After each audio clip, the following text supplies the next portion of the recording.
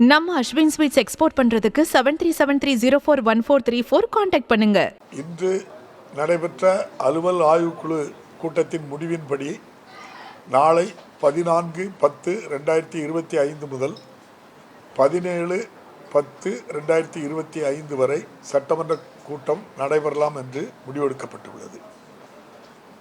நாளை காலை சட்டமன்ற கூட்டத்தொடரானது காலை 9:30 மணிக்கு கூடி மறைந்த முன்னாள் 8 சட்டமன்ற உறுப்பினர்கள் இரங்கல் குறிப்புகள் வாசிக்கப்படும். அதன் தொடர்ச்சியாக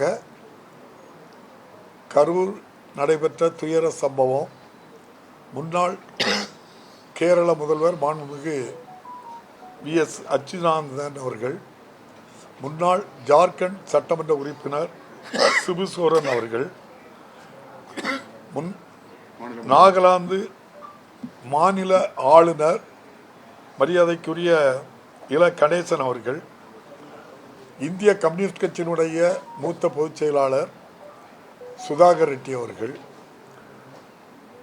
மேலும் IAS அதிகாரி மருத்துவர் பியூலா வெங்கடேசன் உட்பட அனைவருக்கும் சட்டமன்றத்திலே இரங்கல் குறிப்புகள் வாசிக்கப்படும். அதனைத் தொடர்ந்து திரு TK அமுல்கந்தசாமி சட்டமன்ற பேரவை உறுப்பினர் அவர்கள் மறைவு குறித்து இரங்கல் தீர்மானம் நிறைவேற்றப்பட்டு பேரவை நிகழ்ச்சிகள் அன்றைய தினம் ஒத்திவைக்கப்படும். அதன் தொடர்ச்சியாக அடுத்த நாள் 15ஆம் தேதி கூடுதல் மானிய கோரிக்கை பேரவைக்கு அளிக்கப்படும். தொடர்ந்து மறுநாள் விவாதம் நடைபெறும். 17/10/2025 விவாதத்துக்கு பதில் அளிக்கப்படும்.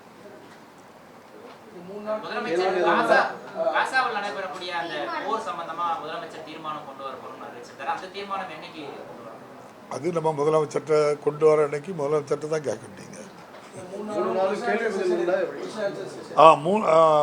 15, 16, 17 3 தினங்களும் காலையில் வினாக்கள் விடைகள் உண்டு. இல்லை மத்தியானத்தோட முடிஞ்சிடும். நன்றி.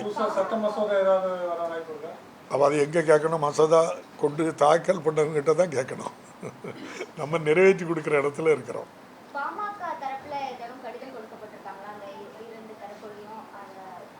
இருக்குமா? அது என்னுடைய பரிசீலனையில் இருக்கு.